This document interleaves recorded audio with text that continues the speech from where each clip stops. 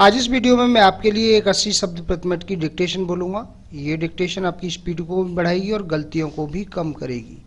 और यदि किसी कारण से आपकी स्पीड नहीं बन पा रही है या गलतियाँ दिख आ रही हैं तो आज ही आप हमारी ऑनलाइन या ऑफलाइन क्लासों को ज्वाइन कर सकते हैं। एडवांस आउटलाइन की बुकों को परचेज कर सकते हैं। रामधारी गुप्ता खंड 1 और खंड 2 को लिखने में आपको कहीं भी कोई दिक्कत आ रही है तो मैंने इनकी एडवांस आउटलाइन की बुक तैयार की है। इनको पूरा ट्रांसलेट किया है शॉर्ट हैंड में, उनकी बुक भी आपको मिल जाएंगी। शॉर्ट हैंड संबंधी किसी भी जानकारी के लिए आप मेरे कॉन्टैक्ट नंबर पर कॉन्टैक्ट करके मुझसे जानकारी प्राप्त कर सकते हैं। कैसे बुकों को परचेज करना हो, कैसे क्लासों को ज्वाइन करना है। अब मैं आपको डिक्टेशन बोलने जा रहा हूँ। डिक्टेशन लिखने के लिए आप लोग तैयार रहें। Ready, start.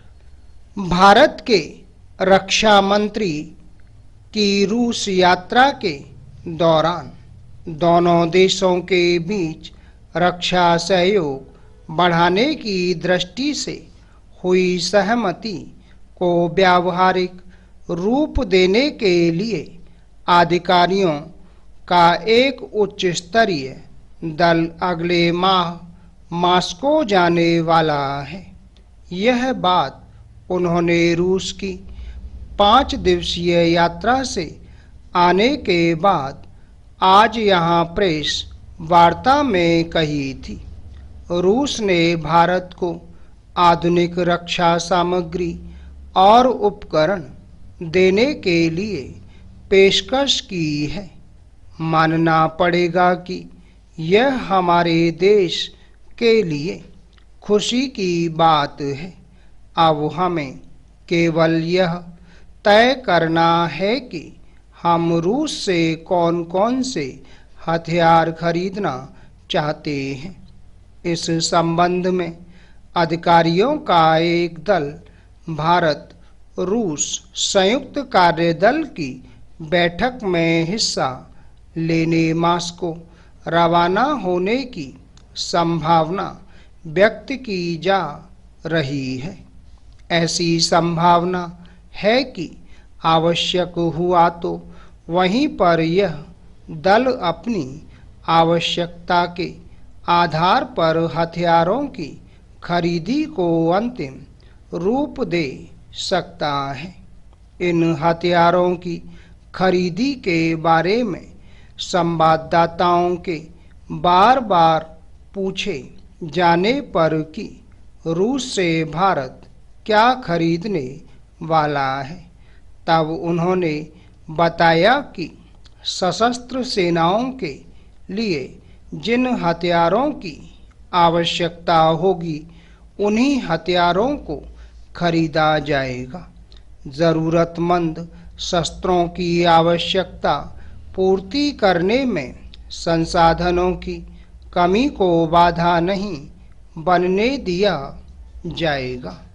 रूस के साथ संभावित रक्षा सौदों के बारे में अलग अलग तरह तरह के प्रश्नों का उत्तर देते हुए कहा कि यात्रा सौदे के लिए नहीं की जाती है, बल्कि नीतिगत मुद्दों को अंतिम रूप देने के लिए की जाती है।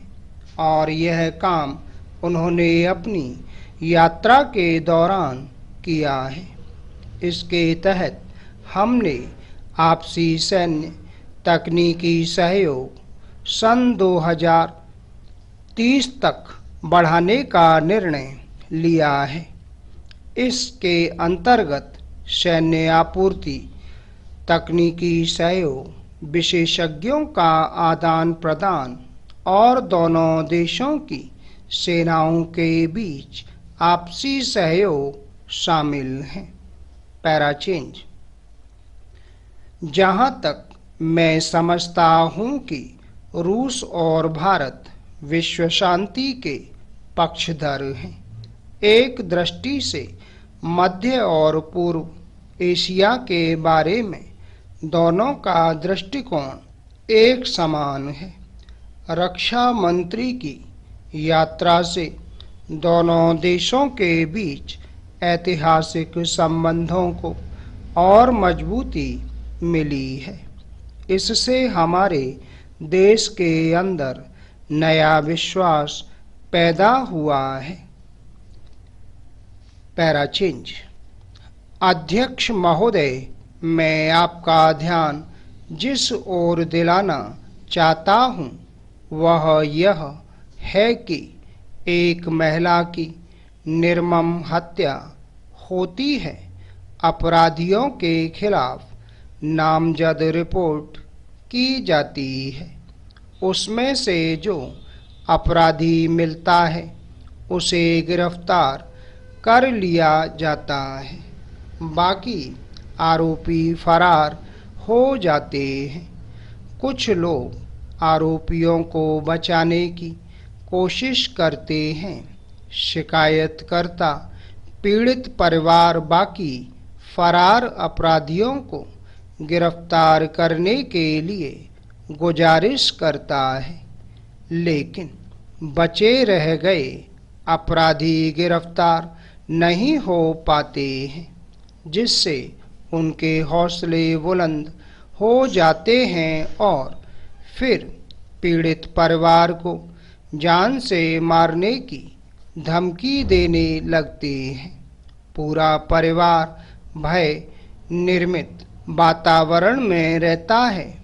ऐसी परिस्थितियों का लाभ उठाकर फरार अपराधी पीड़ित परिवार के प्रति षड्यंत्र रच सकते हैं। जहाँ तक मैं समझता हूँ, ऐसे गंभीर किस्म के मामलों में उपेक्षापूर्ण रवैया नहीं अपनाया जाना चाहिए।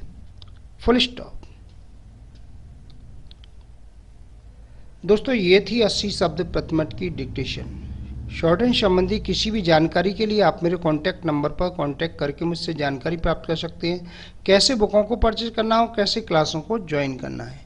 उम्मीद है आपको हमारा ये वीडियो पसंद आया होगा। इसी प्रकार से मैं आपके लिए और भी शानदार वीडियो लेकर आता रहूँगा। तब तक के लिए जय हिंद, वंदे मातरम।